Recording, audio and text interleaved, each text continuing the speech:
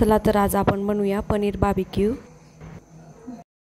बनवण्यासाठी एका भांड्यामध्ये तेल, लाल तिखट, जिरे धनेची पूड, हळद, आलं लसणाची पेस्ट, घट्ट दही 3 चमचे, ओवा, गरम मसाला व एका कढईमध्ये रोस्ट केलेलं बेसन, तेल व बेसन 2 चमचे बेसन आहे हे, त्याच्यावरती मीठ, कसुरी मेथी, कोथिंबीर, लोणचं व भाज्या कट करून त्याला तिखट, हळद व जिरेपूड लावून हे सर्व मॅरिनेशनमध्ये टाकून घ्यायचं। भाज्या मॅरिनेट होईपर्यंत माझ्या चॅनलला लाईक करा आणि सबस्क्राईब करा।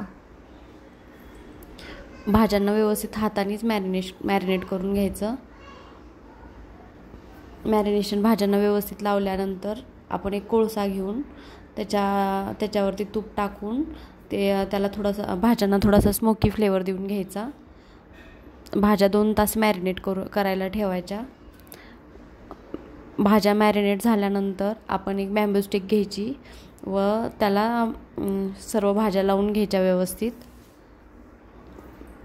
नंतर आपण एका पॅनवरती बटर लावून हे सर्व बाजूने व्यवस्थित रोस्ट करून घ्यायचं व थोडंसं गॅसच्या फ्लेमवरती पण भाजून घ्यायचं, म्हणजे त्याला छान असा स्मोकी फ्लेवर येतो व हे तंदूर स्टाईल लागते।